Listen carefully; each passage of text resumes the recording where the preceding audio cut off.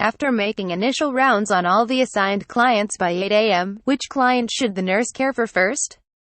Client 1 day post-operative who was medicated with tramadol 50 mg orally 1.5 hours ago.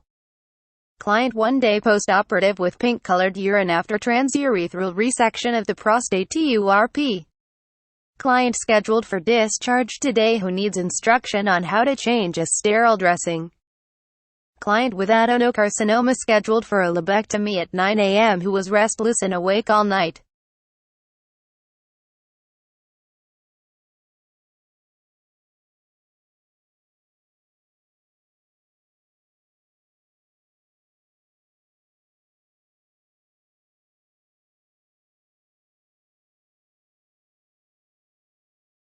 After making initial rounds on all the assigned clients by 8 a.m., which client should the nurse care for first?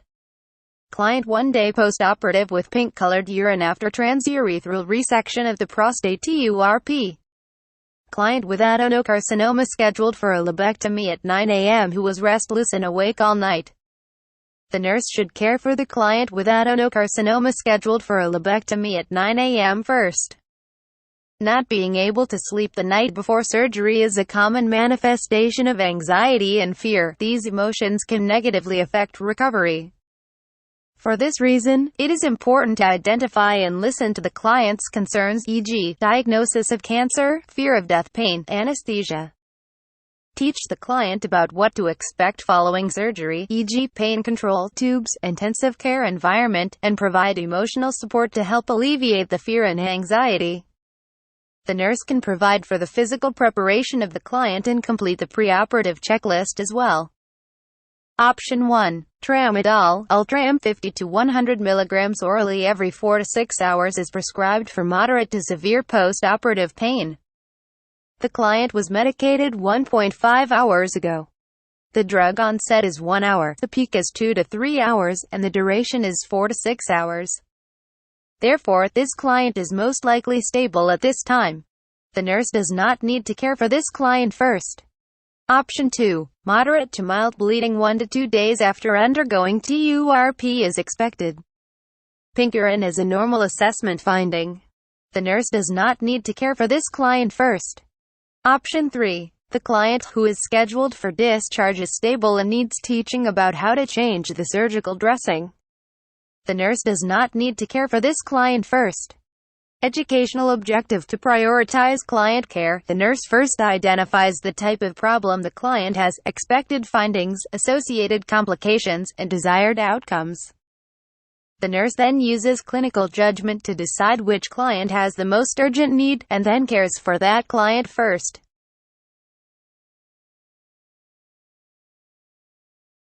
The nurse is caring for a 2-week-old client who has tetralogy of Fallot. Which assessment finding is a priority to report to the healthcare provider? Hemoglobin level of 24.9 gram per deciliter 249 grams per liter. Murmur noted on heart auscultation. Newborn becomes fatigued during feeding. Newborn has gained 0.6 pounds, 0.3 kilograms, since birth.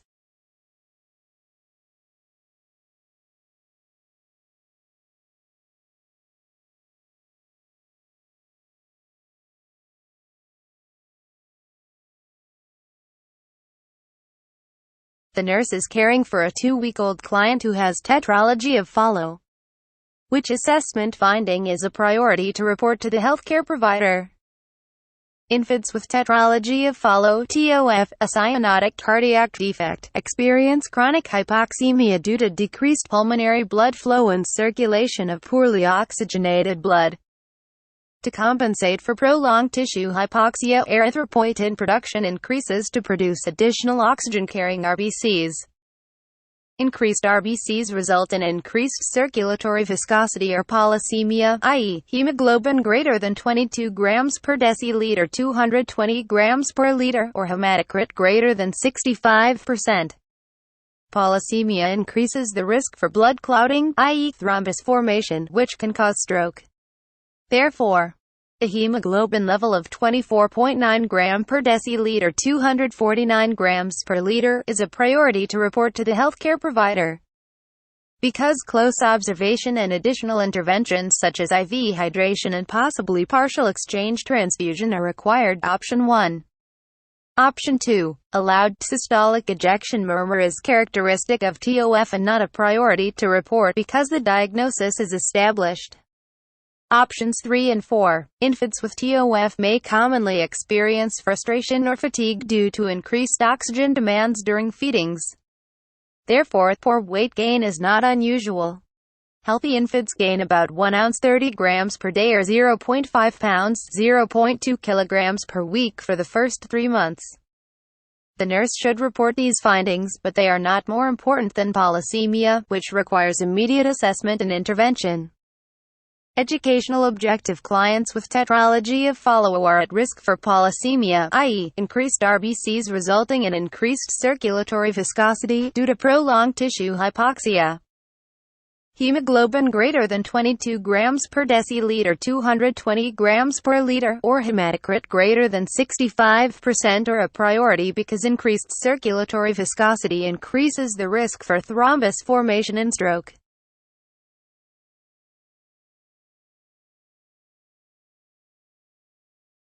The nurse is evaluating a parent's understanding of home care management for a 2-week-old client after initial cast placement for treatment of congenital clubfoot. Which of the following statements by the parent indicate a correct understanding? Select all that apply. Cradling my baby in my arms may cause stress and damage to the cast. I will check my baby's toes several times a day to ensure that they are pink and warm. My baby should alternate between sleeping on the stomach and back. My baby will need to have a new cast applied weekly for 5 to 8 weeks. When I bathe or diaper my baby, I will be sure to keep the cast dry.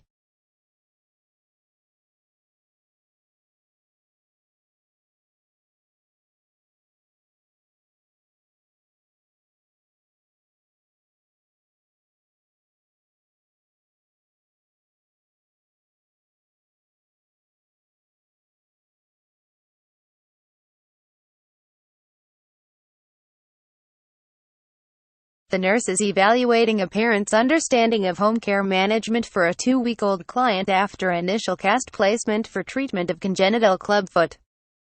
Which of the following statements by the parent indicate a correct understanding? Select all that apply. Clubfoot, i.e. talipes equinovarus, is a congenital bone deformity in soft tissue contracture manifested by one or both feet being turned inward. The healthcare provider typically begins management of the deformity soon after birth by manipulation and stretching of the affected foot and placing a long leg cast.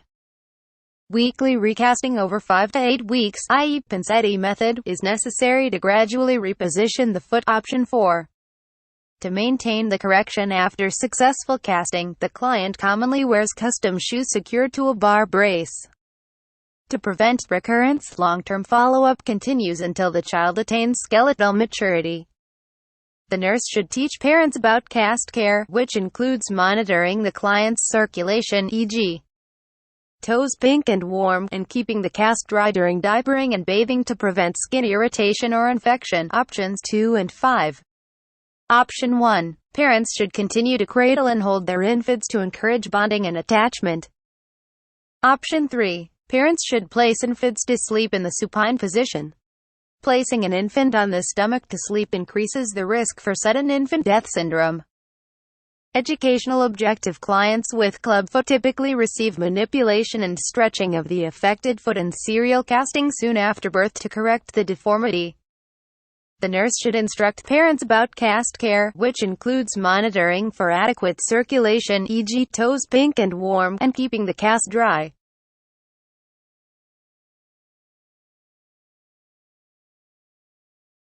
The nurse develops a teaching plan for a client prescribed isoniazid, rifampin, ethambutol, and pyrazinamide to treat active tuberculosis (TB.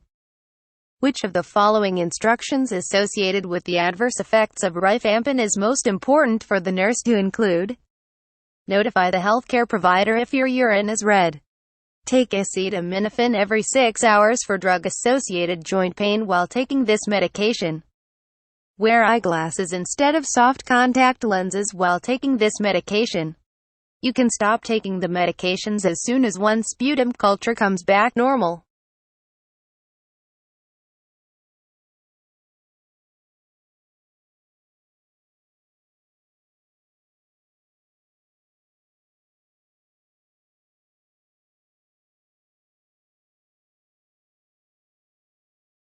The nurse develops a teaching plan for a client prescribed isoniazid, rifampin, ethambutol, and pyrazinamide to treat active tuberculosis TB. Which of the following instructions associated with the adverse effects of rifampin is most important for the nurse to include? Active TB is treated with combination drug therapy. Isoniazid causes hepatotoxicity and peripheral neuropathy. Rifampin, Rifatin, also causes hepatotoxicity. Therefore, baseline liver function tests should be obtained. Clients should be advised to watch for signs and symptoms of hepatotoxicity, e.g., jaundice, anorexia. Ethambutol causes ocular toxicity, and clients will need frequent eye examinations. A teaching plan for a client prescribed rifampin includes these additional instructions. 1. Rifampin changes the color of body fluids, e.g., urine, sweat due to its body-wide distribution. Tears can turn red, making contact lenses appear discolored. Client should wear eyeglasses instead of soft contact lenses while taking this medication. 2. Women should use non-hormonal birth control methods while taking this drug as it can decrease the effectiveness of oral contraceptives. Option 1. Red urine is an expected finding with rifampin use. Clients should not be concerned. Option 2. Clients should be advised to not consume alcohol and drugs that can increase the risk for hepatotoxicity, e.g., acetaminophen, during long-term use of this drug. Option 4. The effectiveness of treatment for active TB is determined by 3 negative sputum cultures and chest X-ray. If the entire course of therapy, 6 to 9 months, is not completed, reinfection, spread to others, and development of resistant strains of TB bacteria can result. Educational objective. Common potential side effects of rifampin include hepatotoxicity, red-orange discoloration of body fluids, and increased metabolism of some drugs, e.g., oral contraceptive, hypoglycemics, warfarin.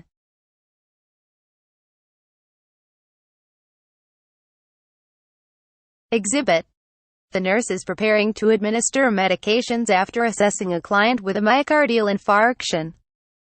Based on the collected data, which of the following prescribed medications are appropriate for the nurse to administer? Click on the Exhibit button for additional information. Select all that apply.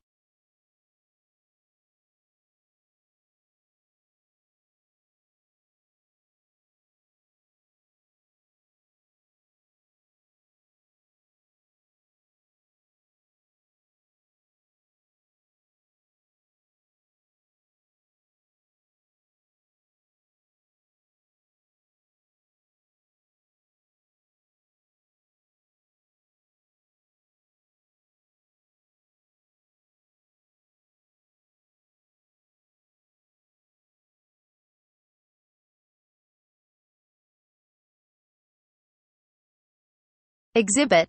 The nurse is preparing to administer medications after assessing a client with a myocardial infarction. Based on the collected data, which of the following prescribed medications are appropriate for the nurse to administer? Click on the Exhibit button for additional information. Select all that apply. Myocardial infarctions damage a heart muscle and require medications to improve heart function and prevent reinfarction, e.g., aspirin. Aspirin, an antiplatelet agent, inhibits platelet aggregation, prevents thrombus formation, and reduces heart inflammation. Clients without signs of bleeding or low platelet levels may safely receive aspirin. Option 1.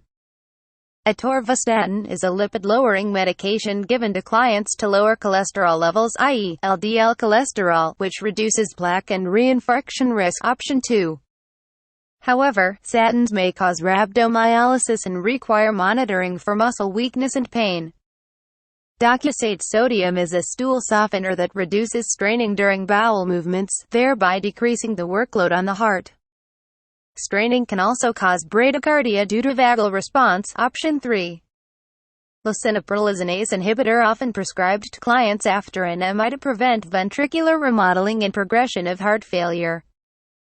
Lisinopril may cause hyperkalemia and hypotension, and should be administered only to clients with normokalemia and normotension. Option 4.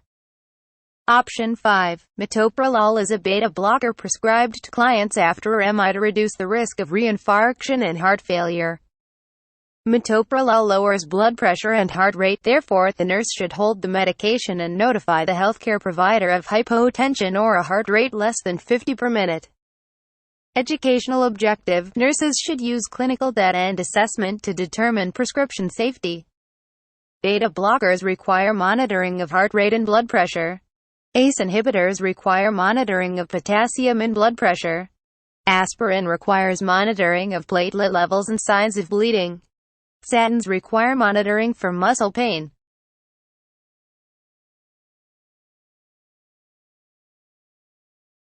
A nurse is caring for a group of clients on a medical surgical unit. Which client is most at risk for contracting a nosocomial infection? 51-year-old client who received a permanent pacemaker 48 hours ago. 60-year-old client who had a myocardial infarction 24 hours ago. 74-year-old client with stroke and an indwelling urinary catheter for 3 days. 75-year-old client with dementia and dehydration who is on IV fluids.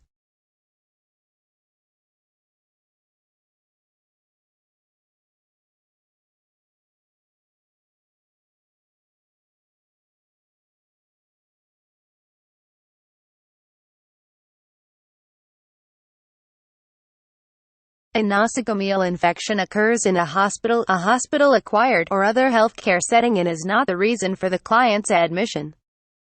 Many nosocomial infections are caused by multidrug-resistant organisms.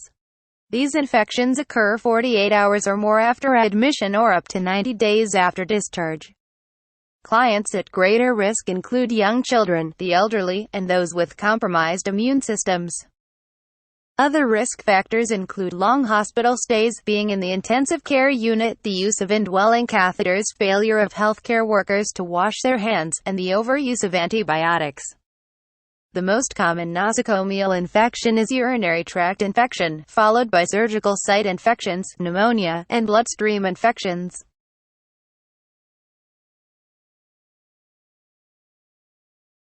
The nurse is planning care for a client experiencing an acute attack of Meniere disease. Which action is a high priority to include in the plan of care? Initiate fall precautions. Keep the emesis basin at bedside. Provide a quiet environment.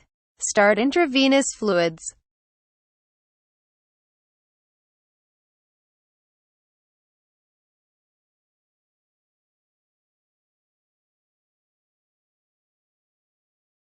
Meniere disease, endolymphatic hydrops, results from excess fluid accumulation inside the inner ear. Clients have episodic attacks of vertigo, tinnitus, hearing loss, and oral fullness. The vertigo can be severe and associated with nausea and vomiting. Clients report feelings of being pulled to the ground, drop attacks. During an attack, the client is treated with vestibular suppressants, including sedatives, e.g., benzodiazepines such as diazepam, antihistamines, e.g., diphenhydramine, meclizine, anticholinergics, e.g., scopolamine, and antiemetic. The nurse's priority is to plan for client safety with fall precautions given the severe vertigo and use of sedating medications. Fall precautions include adjusting the bed to a low position with side rails up and instructing the client to call for help before getting up. Vertigo may be minimized by staying in a quiet, dark room and avoiding sudden head movements. The client should reduce stimulation by not watching television or looking at flickering lights. The client's diet should be salt-restricted to prevent fluid buildup in the ear.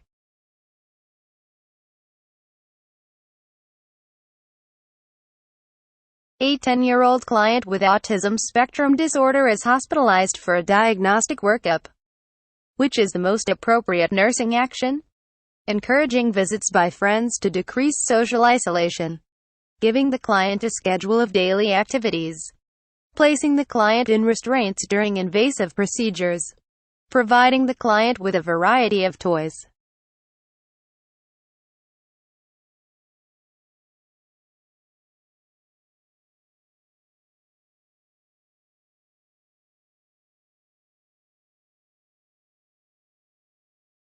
A structured routine and consistency during hospitalization are critical in the care of clients with autism spectrum disorder (ASD). The nurse should talk with the parent and/or caregiver to determine the client's usual patterns and habits for a typical day at home, including meal times, bath time, and playtime. In the unfamiliar and often unpredictable environment of the acute care setting, a schedule of activities can decrease anxiety and help the client with ASD anticipate what will happen next.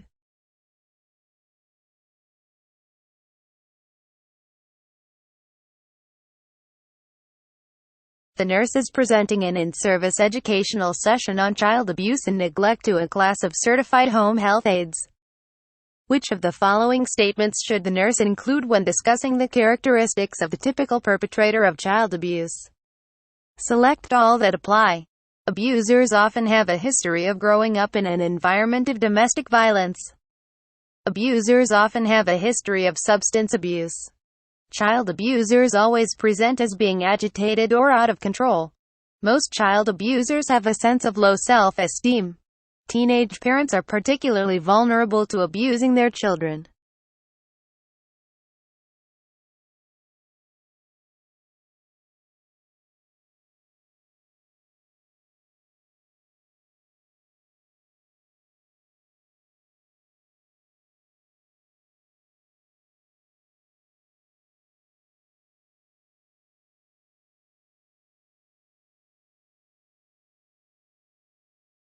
Typical characteristics of child abuse perpetrators include unrealistic expectations of the child's performance, behavior, and/or accomplishments, overly critical of the child, confusion between punishment and discipline, having a stern, authoritative approach to discipline, having to cope with ongoing stress and crises such as poverty, violence, illness, lack of social support, and isolation. Option 1, low self-esteem.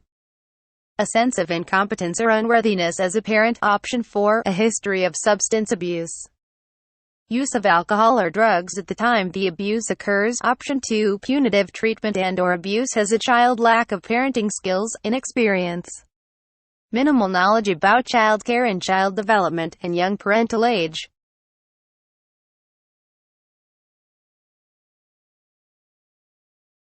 X.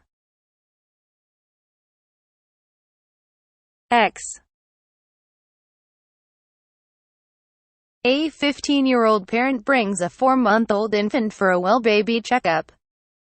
The parent tells the nurse that the baby cries all the time. The parent has tried everything to keep the infant quiet, but nothing works.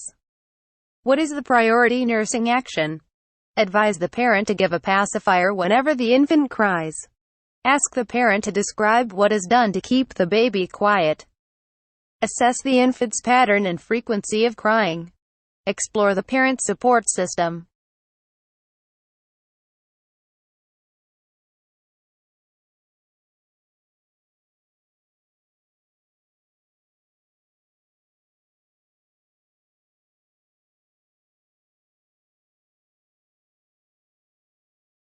During the first 3 to 4 months of life, it is not unusual for an infant to cry 1 to 3 hours a day in response to being hungry, thirsty, tired, in pain, bored, or lonely. A very young, first-time parent may not have an appreciable understanding of normal infant behavior and may perceive normal crying as excessive. It is most important for the nurse to assess the infant's pattern and quality of crying to better understand whether it is normal behavior or a sign of something more serious that requires further evaluation and treatment. The nurse needs to determine what all the time means, when the all the time crying started, what makes the crying worse and what makes it better, the quality of the crying, tone, pitch, loudness, length and quality of periods of silence.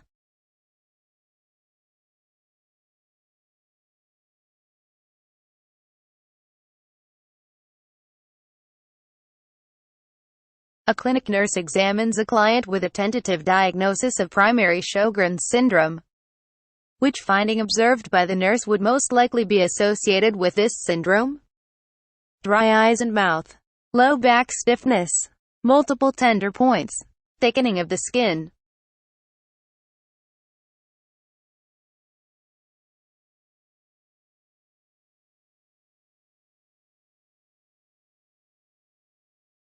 A clinic nurse examines a client with a tentative diagnosis of primary Sjogren syndrome. Which finding observed by the nurse would most likely be associated with this syndrome? Sjogren syndrome is an autoimmune condition. It causes inflammation of the exocrine glands, e.g., lacrimal, salivary, resulting in decreased production of tears and saliva and leading to dry eyes, xerophthalmia, and dry mouth, xerostomia. Treatment with over-the-counter preservative-free artificial tears can relieve eye dryness, burning, itching, irritation, pain, and a gritty sensation in the eyes. Wearing goggles can protect the eyes from outdoor wind and dust. Dry mouth is treated with artificial saliva. Using a room humidifier and not sitting in front of fans and air vents can also help. Option 1. Option 2. Early morning low back stiffness is seen with ankylosing spondylitis. Option 3. Multiple tender points are characteristic of fibromyalgia. Option 4. Thickening of the skin is seen with scleroderma. Educational objective: Sjogren syndrome is an autoimmune condition that can cause dry eyes and mouth. Clients are instructed to use artificial tears and saliva.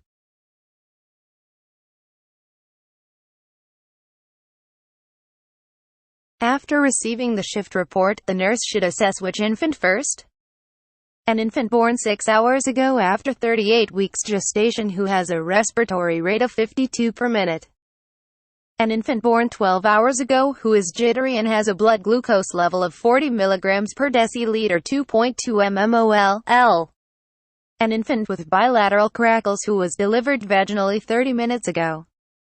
An infant wrapped in a warm blanket 15 minutes ago due to a temperature of 97.7 F 36.5 C.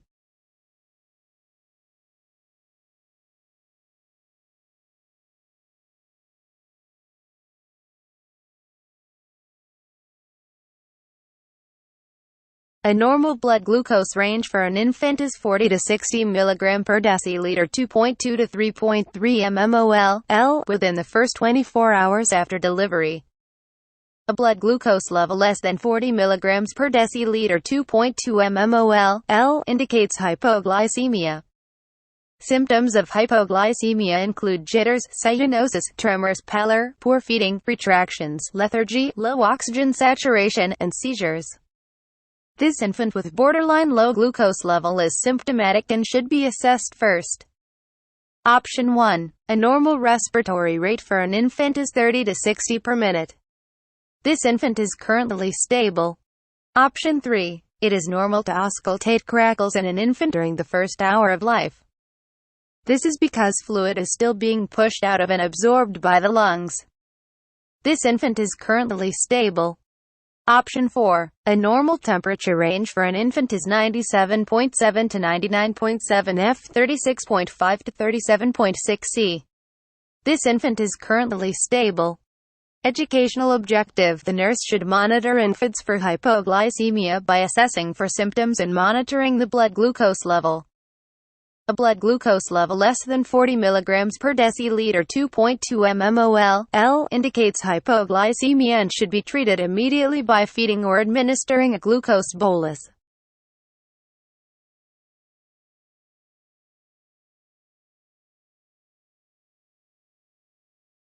A nurse cares for a client after cardiac catheterization. During assessment of the groin site, the nurse notices that the dressing is saturated with blood and a small trickle leaks down the client's leg. What should the nurse do first? Apply direct manual pressure in and above the skin puncture site. Call the healthcare provider to report active bleeding. Check the peripheral pulse distal to the catheterization site. Place a new pressure dressing over the catheterization site.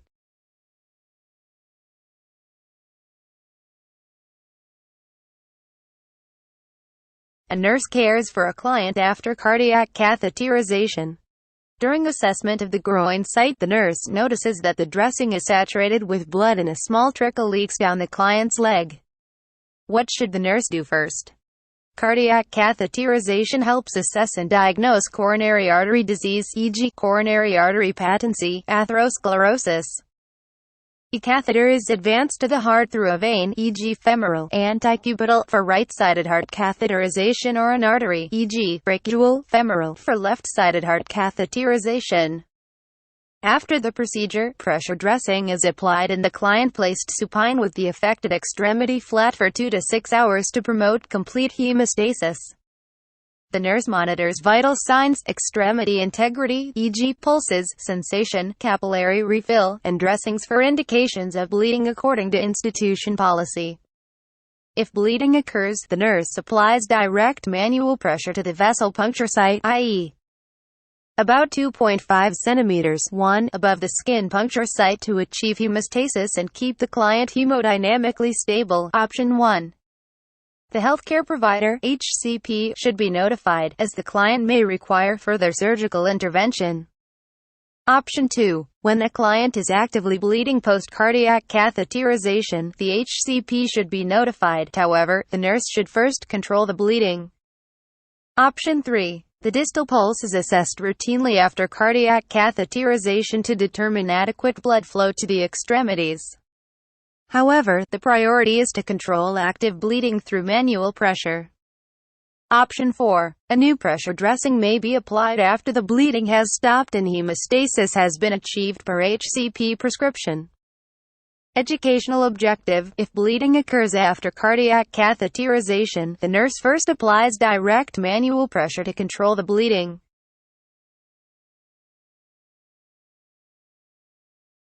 The nurse receives new prescriptions for a client with right lower quadrant pain and suspected acute appendicitis. Which prescription should the nurse implement first? Administer 0.25 mg hydromorphone IV push for pain. Draw blood for complete blood count and electrolyte levels. Initiate IV access and infuse normal saline 100 ml per hour. Obtain urine specimen for urinalysis.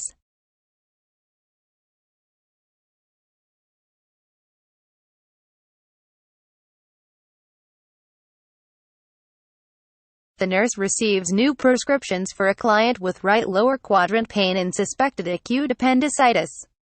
Which prescription should the nurse implement first? Appendicitis is inflammation of the appendix and often results from obstruction by fecal matter. Appendiceal obstruction traps fluid and mucus typically secreted into the colon, causing increased intraluminal pressure and inflammation. As appendiceal intraluminal pressure and inflammation increase, blood circulation to the appendix is impaired, resulting in swelling and ischemia.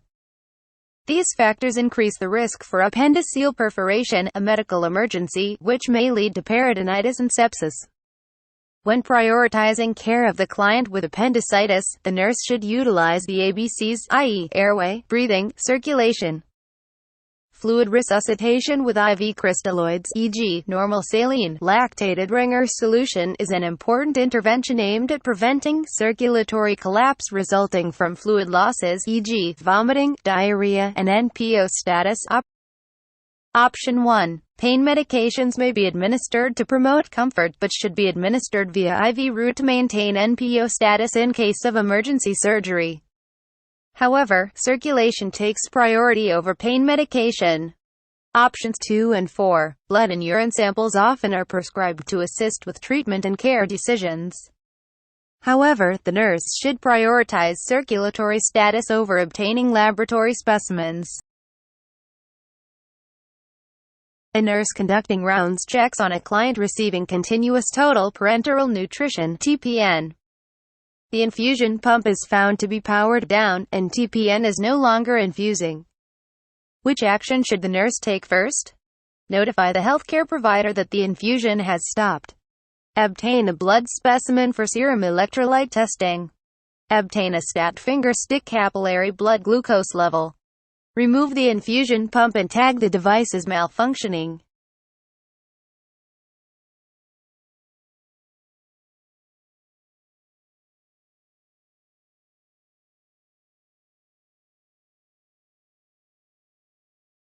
A nurse conducting rounds checks on a client receiving continuous total parenteral nutrition (TPN). The infusion pump is found to be powered down, and TPN is no longer infusing. Which action should the nurse take first?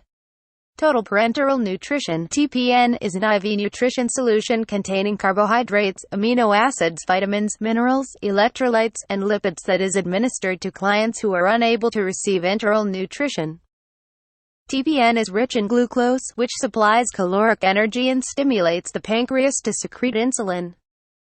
If TPN is stopped abruptly, the pancreas may continue to secrete increased amounts of insulin in anticipation of glucose metabolism, placing the client at risk for rapid-onset hypoglycemia. Therefore, clients whose TPN infusion has stopped or abruptly slowed should be assessed for signs of hypoglycemia and have blood glucose measured immediately. Because hypoglycemia is associated with potentially life-threatening neurologic complications. Option 3. Option 1. The nurse must notify the healthcare provider to obtain appropriate prescriptions for intervention and monitoring. However, the nurse should first ensure the client's safety by assessing for hypoglycemia. Option 2. Obtaining a serum electrolyte panel may be necessary to identify electrolyte abnormalities. However, the nurse must first assess for hypoglycemia because this will occur more rapidly than changes in electrolyte status. Option 4. Removal, identification, and storage of defective equipment are important to prevent future adverse events. However, the nurse should assess and stabilize the client before handling malfunctioning equipment. Educational objective. Total parenteral nutrition (TPN) is a nutritional IV solution that is rich in glucose. Clients whose TPN delivery has stopped abruptly are at risk for severe hypoglycemia due to increased pancreatic insulin production. Therefore, the nurse should promptly assess the client for hypoglycemia.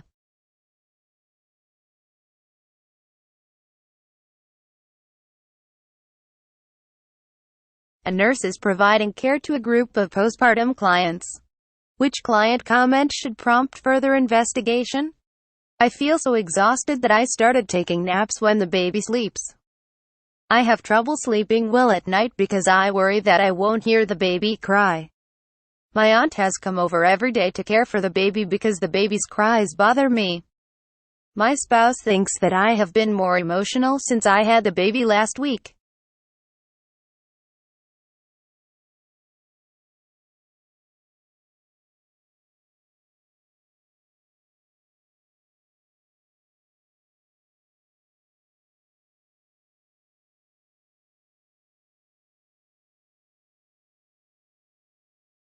Perinatal mood disorders may occur at any time during pregnancy but are often precipitated in the postpartum period by the sudden drop in estrogen and progesterone levels after birth. Clients with postpartum depression may feel intense and persistent irritability, anxiety, anger, guilt, and sadness. Such feelings may affect the ability to care for the newborn or themselves. A client showing irritability and disinterest in caring for the newborn should be further assessed for postpartum depression and offered a referral for follow-up care.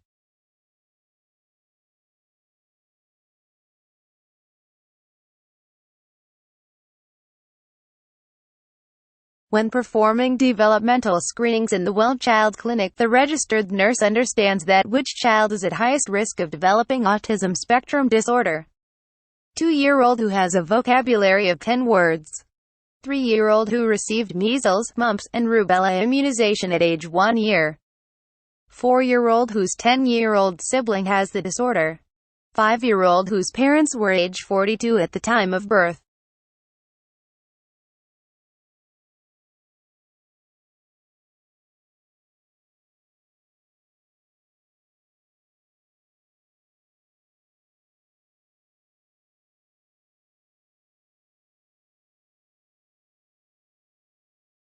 Although the cause of autism spectrum disorder (ASD) is unknown, numerous studies indicate that it has a strong genetic component. The underlying genetic source is unknown in the majority of cases. However, researchers hypothesize that genetic factors predispose to an autism phenotype and that genetic expression is influenced by environmental factors. Option 1. A 2-year-old with a vocabulary of a few words only is a concern, however. There are a number of factors and/or conditions that could cause language or overall developmental delay. Option 2. There is no scientific evidence that the measles, mumps, and rubella vaccine or thimerosal-containing vaccines, e.g., influenza, are linked to ASD. Option 4. Retrospective studies have linked parents of older age to autism. However, this association is inconclusive. Educational objective. There is strong scientific evidence of a genetic component to autism spectrum disorder, ASD. As a result, parents who have a child with ASD are at higher risk of having another child with this disorder. There is no evidence that supports a link between vaccines and ASD, and studies on associations between advanced parental age and the disorder are inconclusive.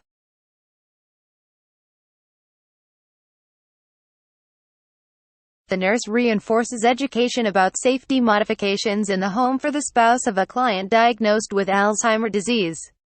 What instructions should the nurse include? Select all that apply. Arrange furniture to allow for free movement. Keep frequently used items within easy reach. Lock doors leading to stairwells and outside areas. Place an identifying symbol on the bathroom door. Provide a dark room free of shadows for sleeping.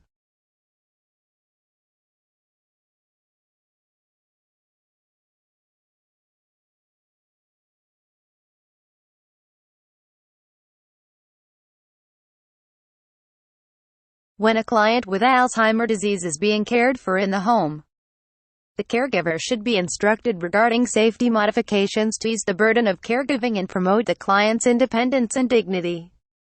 Injury prevention modifications include: arrange furniture to allow for free movement to prevent falls. Option 1. Place frequently used items within easy, visible reach of the client. Option 2.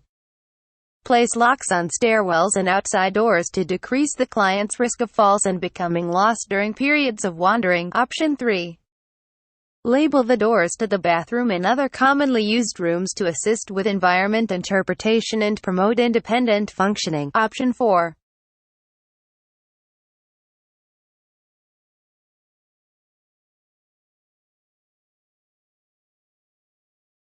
The registered nurse (RN) and licensed practical nurse (LPN) are caring for a client with an established colostomy. Which nursing actions may the RN delegate to the LPN? Select all that apply.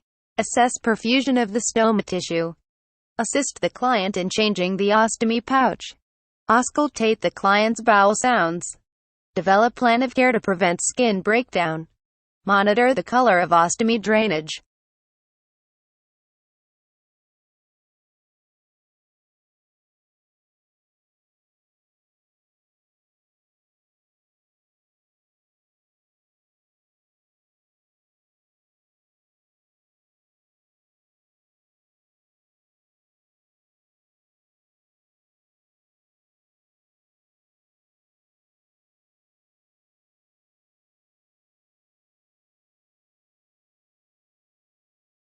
Tasks requiring initial assessment, initial or discharge education, care planning, or care of an unstable client require the clinical judgment of the registered nurse (RN) and may not be delegated.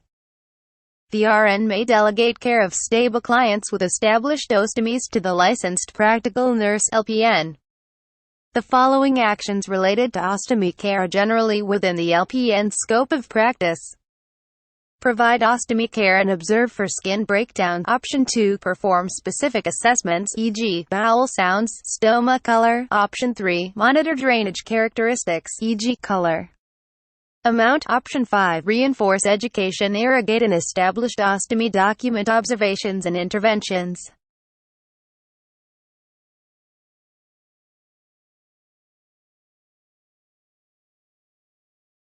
The student nurse verbalizes the procedure for obtaining a wound culture to the nurse preceptor. Which of the following statements by the student indicate a correct understanding? Select all that apply. I will apply the prescribed bacitracin ointment after collecting the wound culture. I will cleanse the wound by gently flushing it with normal saline. I will obtain a sample of the drainage accumulated since the last dressing change. I will perform hand hygiene and apply new gloves before obtaining the wound culture. I will swab the wound from the outermost margin toward the center.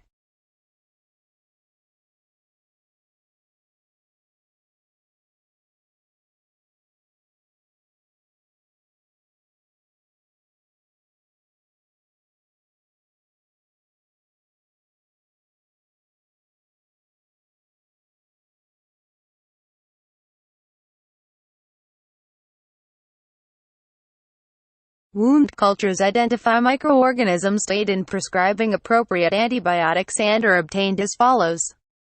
Perform hand hygiene and apply clean gloves. Remove the old dressing. Remove and discard gloves. Perform hand hygiene and apply sterile gloves. Assess the wound bed. Cleanse the wound bed and surrounding skin with normal saline, e.g. flushing, swabbing with a gauze to remove drainage and debris. Option 2. Remove and discard gloves. Perform hand hygiene and apply clean gloves. Gently swab the wound bed with a sterile swab from the wound center toward the outer margin. Options 4 and 5. Avoid contact with skin at the wound edges. It can contaminate the specimen with skin flora. Place the swab in a sterile specimen container. Avoid touching the swab to the outside of the container. Apply prescribed topical medication, e.g. bacitracin, after obtaining cultures to prevent interference with microorganism identification. Option 1. Apply new dressing. Remove and discard gloves, and perform hand hygiene. Label the specimen, and document the procedure.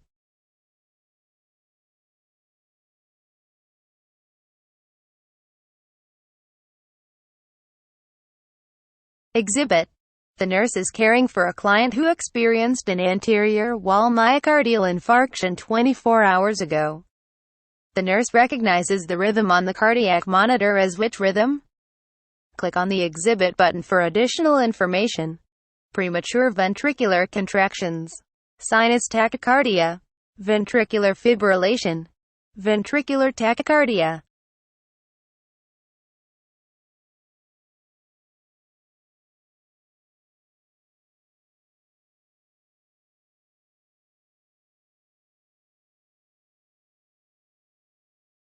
Ventricular tachycardia (VT) is a potentially life-threatening dysrhythmia characterized by a ventricular rate of 100 to 250 per minute. The rhythm is often regular, but it can be irregular. QRS complexes are wider than 0.12 seconds and the P wave is usually buried in the QRS complex, making a PR interval unmeasurable. Pulseless VT is treated with cardiopulmonary resuscitation (CPR) and defibrillation.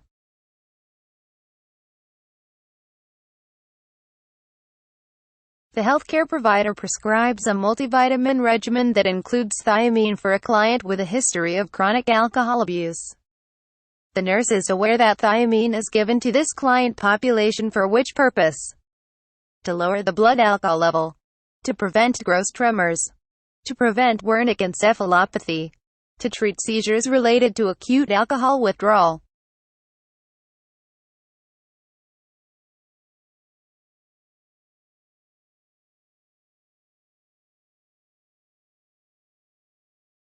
The healthcare provider prescribes a multivitamin regimen that includes thiamine for a client with a history of chronic alcohol abuse. The nurse is aware that thiamine is given to this client population for which purpose? Clients with chronic alcohol abuse suffer from poor nutrition related to improper diet and altered nutrient absorption. Poor thiamine intake and/or absorption can lead to wernicke encephalopathy, a serious complication that manifests as altered mental status, oculomotor dysfunction, and ataxia. Clients are prescribed thiamine to prevent this condition. Option 1. Thiamine is not used to reduce the blood alcohol level. There is no antidote for elevated blood alcohol levels. Supportive measures are used until levels fall and the client is no longer experiencing acute withdrawal symptoms. Option 2. Gross tremors related to acute alcohol withdrawal are treated with benzodiazepines, e.g. lorazepam, diazepam. Option 4. Seizures related to acute alcohol withdrawal are treated with benzodiazepines, e.g. lorazepam, diazepam, chlordiazepoxide. Thiamine is used to prevent encephalopathy. Encephalopathy may lead to seizures, but thiamine is not used to treat seizures. Educational objective. A major complication of chronic alcohol abuse is encephalopathy related to poor thiamine absorption. It is critical that these clients receive thiamine replacement. Wernicke encephalopathy can lead to more significant and progressive complications, including death.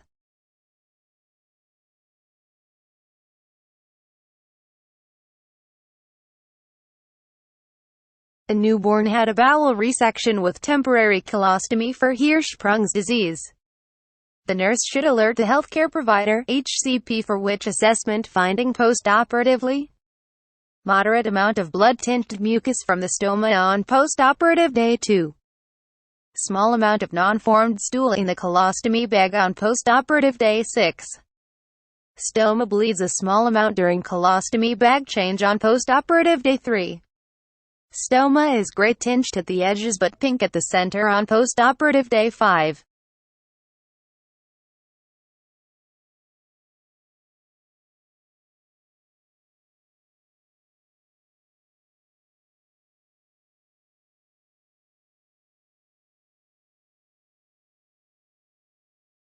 A newborn had a bowel resection with temporary colostomy for Hirschsprung's disease. The nurse should alert the healthcare provider, HCP, for which assessment finding postoperatively. In Hirschsprung's disease, a portion of the colon has no innervation and must be removed. Some children require temporary colostomy. The stoma created from the surgery should remain beefy red in the immediate postoperative period. Any paleness or graying of the stoma indicates decreased blood supply to that area. Option 1. Due to irritation of the intestinal mucosa during surgery, blood-tinted mucus would be expected the first few days after surgery. Option 2. By postoperative day 6, stool would be expected from the colostomy as part of the fluid-absorbing portion of the large intestine has been removed. Option 3. It is not uncommon for a stoma to bleed a small amount with manipulation in the postoperative period. Educational objective: the colostomy stoma should be beefy red in the immediate postoperative period. Any discoloration to the stoma could indicate decreased blood supply to the area. The nurse should notify the HCP.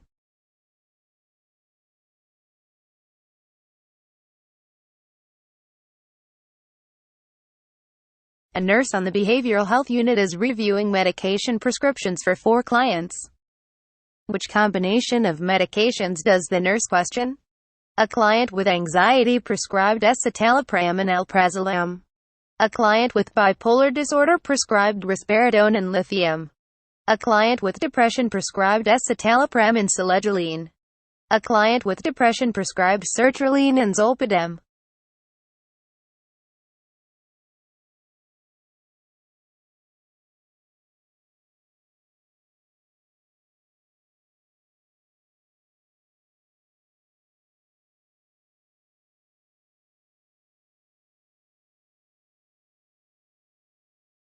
Clients are often prescribed medications from more than one class to effectively treat anxiety and depression. However, monoamine oxidase inhibitors (MAOIs), e.g., selegiline, MSAM, interact with many medications, including many antidepressants.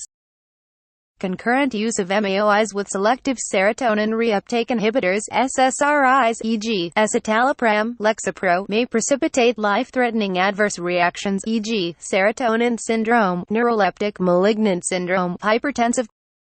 If a client's prescribed medication regimen will change to or from MAOI, the existing medication should be tapered and discontinued, followed by a 2-week washout period without either medication. The client can then begin taking the new medication.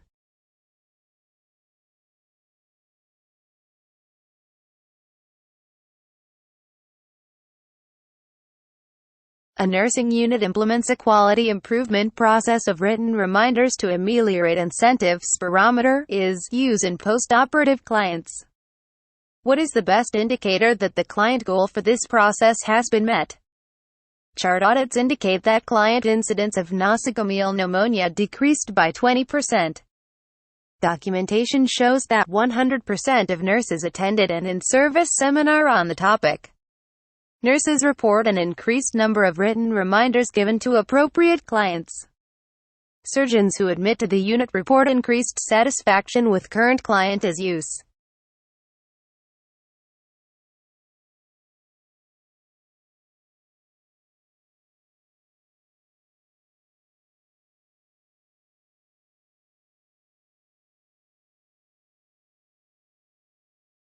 A nursing unit implements a quality improvement process of written reminders to ameliorate incentive spirometer is used in post-operative clients.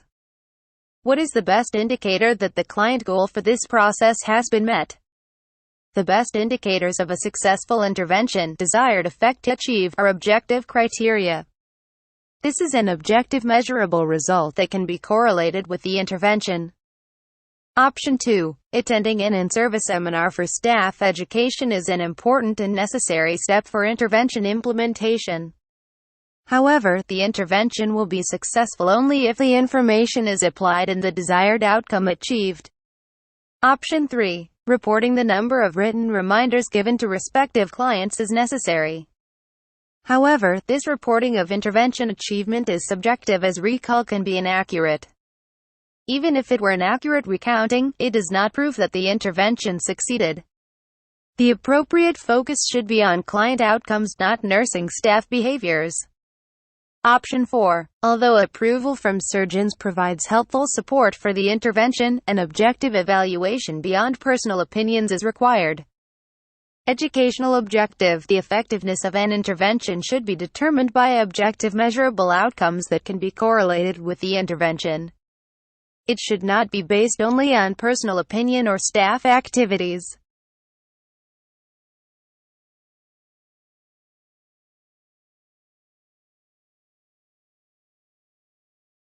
The nurse provides teaching about methotrexate to a client with rheumatoid arthritis. It is most important to address which topic regarding this drug. Need for an eye examination. Need for sunblock. Risk for infection. Risk for kidney injury.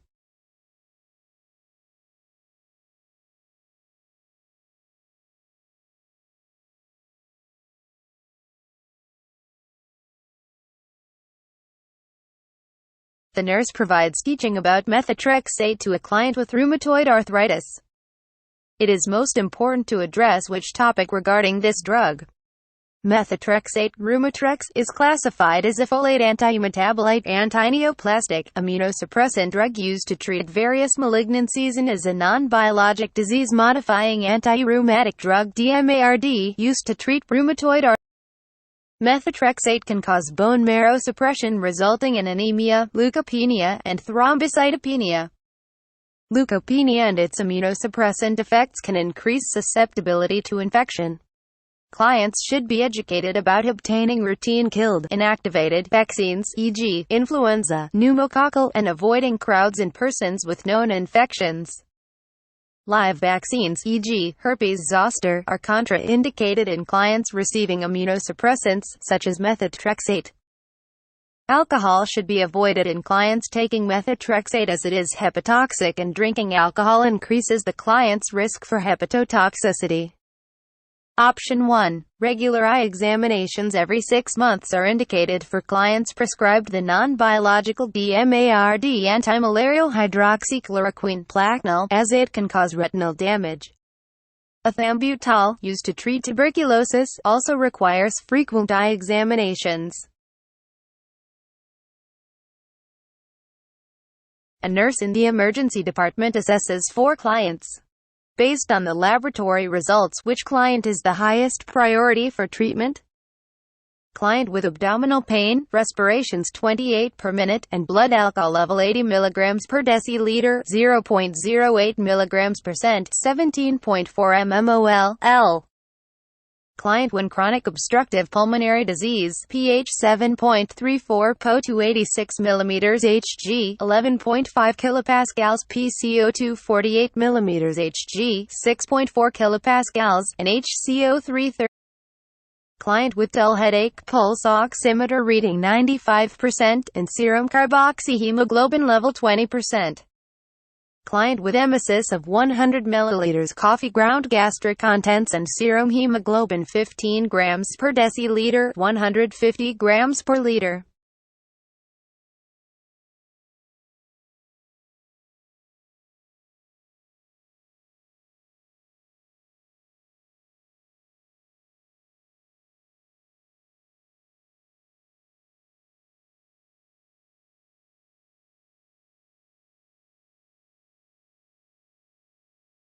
Carbon monoxide (CO) is a toxic inhalant that enters the blood and binds more readily to hemoglobin than oxygen does.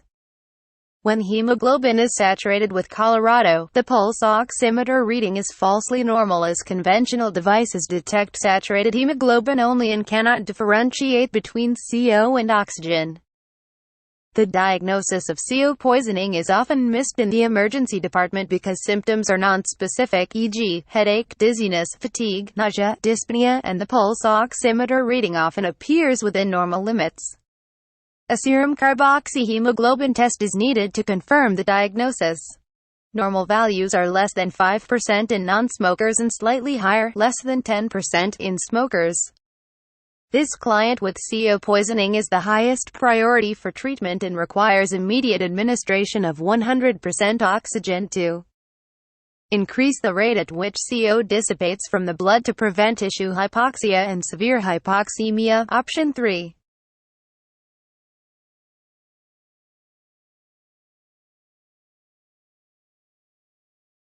A nurse is caring for a 3-month-old infant who has bacterial meningitis. Which clinical findings support this diagnosis? Select all that apply. Depressed anterior fontanelle. Frequent seizures. High-pitched cry. Poor feeding. Presence of the Babinski sign.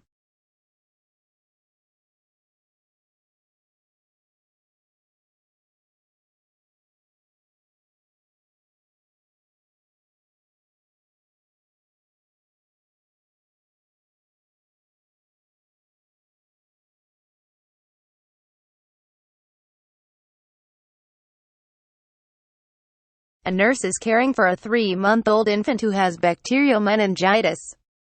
Which clinical findings support this diagnosis? Select all that apply. Bacterial meningitis is an inflammation of the meninges in the brain and spinal cord that is caused by specific types of bacteria, including group B streptococcal, meningococcal, or pneumococcal pathogens.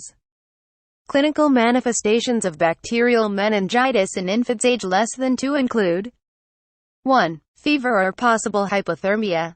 2. Irritability, frequent seizures. 3. High-pitched cry. 4. Poor feeding and vomiting. 5. Nuchal rigidity. 6. Bulging fontanelle, possible but not always present. One of the most common acute complications of bacterial meningitis in children is hydrocephalus. Long-term complications include hearing loss, learning disabilities, and brain damage. Due to the severity of potential complications, prompt identification and immediate treatment are vital for any client with suspected bacterial meningitis. Option 1. Infants with bacterial meningitis may have bulging fontanelles due to an increase in intracranial pressure. Depressed fontanelles indicate severe dehydration.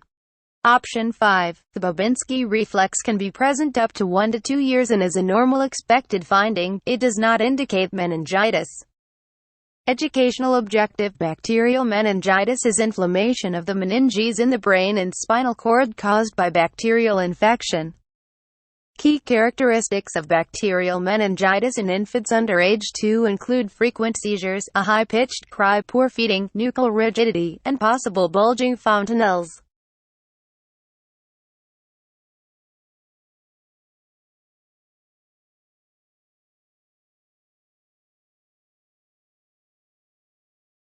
The home health nurse visits a client who is rehabilitating after a tibial fracture. Which interventions are appropriate to include in the client's teaching plan to promote safety in the home when using crutches? Select all that apply. Keep a clear path to the bathroom. Look down at the feet when walking. Remove scatter rugs from floors. Use a small backpack, shoulder bag to hold personal items. Wear rubber-soled shoes, preferably without laces.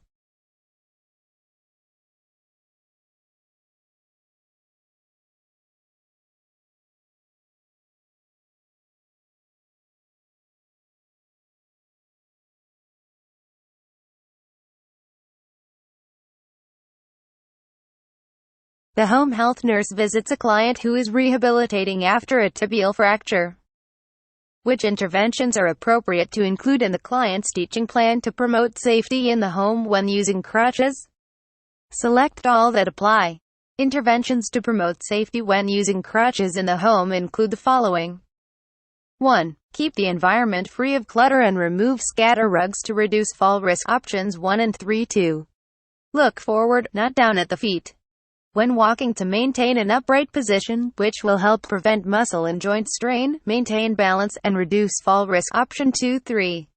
Use a small backpack, fanny pack, or shoulder bag to hold small personal items, e.g., eyeglasses, cell phone, which will keep hands free when walking. Option 4. 4. Wear rubber or non-skid-soled slippers or shoes without laces to reduce fall risk. Option 5. 5. Rest crutches upside down on the axilla crutch pads when not in use to prevent them from falling and becoming a trip hazard. 6. Keep crutch rubber tips dry. Replace them if worn to prevent slipping. Educational objective: interventions to promote safety and reduce the risk of falling when using axillary crutches in the home include looking forward when walking, maintaining a clutter-free environment, resting crutches upside down on the axilla pads when not in use, using a small bag to hold personal items, wearing sturdy rubber-soled shoes, and keeping crutches in good repair.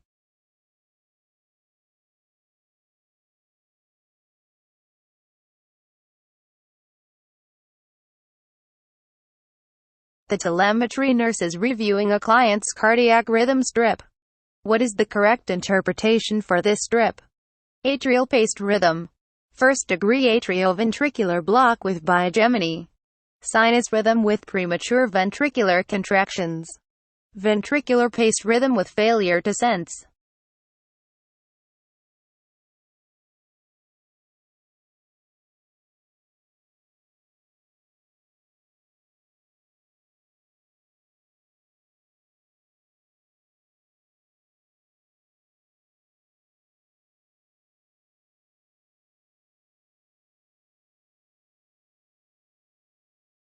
The telemetry nurse is reviewing a client's cardiac rhythm strip. What is the correct interpretation for this strip? The rhythm strip of a client with a single-chamber atrial pacemaker displays a pacer spike before the P wave, followed by a QRS complex on an electrocardiogram (ECG). The P wave may appear normal or somewhat distorted following the spike. Atrial pacemakers are often placed for clients experiencing sinoatrial node dysfunction, e.g., atrial fibrillation, bradycardia, heart blocks. Option 2. In first-degree atrioventricular block, every impulse is conducted to the ventricles but the time of atrioventricular conduction is prolonged. This is evidenced by a prolonged PR interval of greater than 0.20 seconds. Ventricular bigeminy is a rhythm in which every other heartbeat is a premature ventricular contraction, PVC. Unlike the QRS complexes in this client's ECG, PVCs are not associated with P waves, and the QRS complexes are wide and distorted. Option 3. Normal sinus rhythms do not have pacer spikes. Unlike the QRS complexes in this client's ECG, PVCs are not associated with P waves, and the QRS complexes are wide and distorted. Option 4. Failure to sense appears on an ECG as asynchronous pacer spikes in inappropriate or random locations, e.g., pacer spike on the T wave. It should not be confused with failure to capture, in which pacer spikes are located appropriately but there is no electrical response elicited from the heart, e.g., no QRS complex after a pacer spike. Educational objective: an atrial paced rhythm displays a pacer spike followed by a normal or distorted P wave, then a QRS complex. Atrial pacemakers are often placed for clients experiencing sinoatrial node dysfunction, e.g., atrial fibrillation, bradycardia, heart blocks.